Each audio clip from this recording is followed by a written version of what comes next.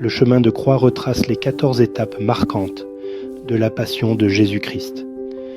Première étape, Jésus est condamné à mort par Pilate. Cette condamnation injuste marque le début de son chemin de souffrance. Deuxième étape, il accepte le fardeau de la croix. Jésus accepte volontairement la croix, symbole de son amour pour l'humanité. Troisième étape, il chute mais se relève. Sa première chute montre sa faiblesse humaine, mais aussi sa détermination à poursuivre. Quatrième étape, un échange de regards avec Marie. Ce regard entre Jésus et sa mère exprime une profonde douleur et un amour incommensurable. Cinquième étape, Simon l'aide à porter la croix. Simon de Cyrène est contraint d'aider Jésus, symbolisant l'aide que nous devons apporter à ceux qui souffrent. Sixième étape, Véronique essuie son visage.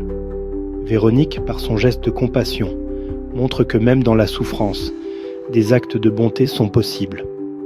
Septième étape, il tombe à bout à nouveau.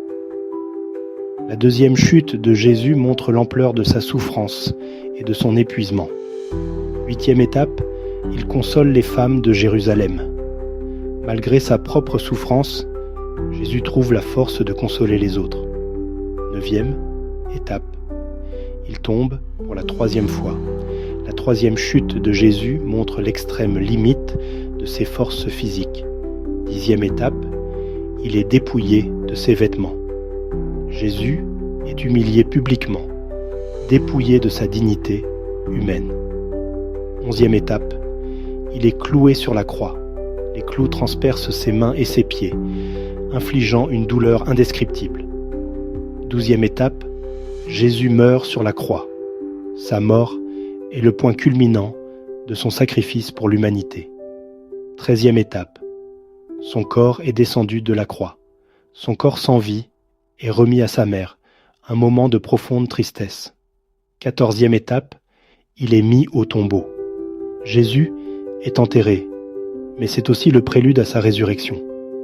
Que cette méditation des 14 étapes du chemin de croix renforce notre foi et notre compréhension du sacrifice du Christ.